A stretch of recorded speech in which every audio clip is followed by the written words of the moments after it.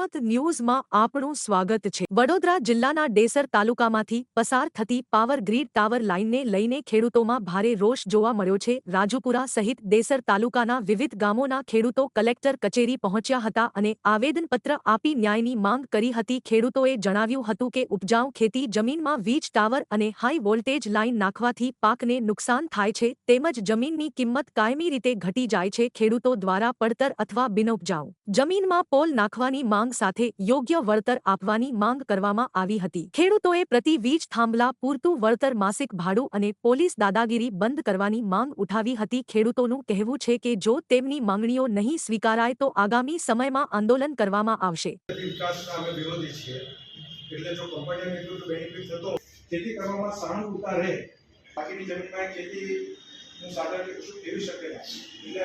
અમારે ખાસ મુદ્દો ડેસર તાલુકામાં લગભગ 70 ગામોની અંદર પાવર ગ્રીડની લાઇન આવે છે, જેને કારણે જે ખેડૂતોની જમીન જાય છે, જમીનના ટુકડા થાય છે, જમીનનું ડિવેલ્યુએશન થાય છે।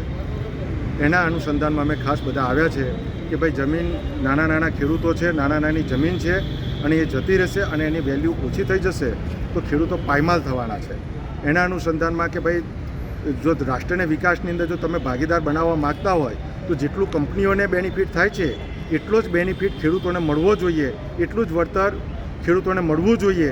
એના અનુસંધાનમાં અમે રજૂઆત કરવા માટે કલેક્ટર સાહેબને આપવા માટે આવ્યા છે। કોઈની સાથે ચર્ચા થઈ હતી એવું કોઈ વળતર માટેની જે રીતના કપાઈ છે? કંપનીના વ્યક્તિઓ સાથે ચર્ચા થયેલી છે, પણ એ લોકો ક્યાંય પરફેક્શન નથી કે કેટલું તમને વળતર આપશે જમીન દીઠ। કારણ કે અત્યારે તો એવું છે કે જેની લાઠી એની ભેંસ। શું નામ તમારું? સુરેશભાઈ પટેલ।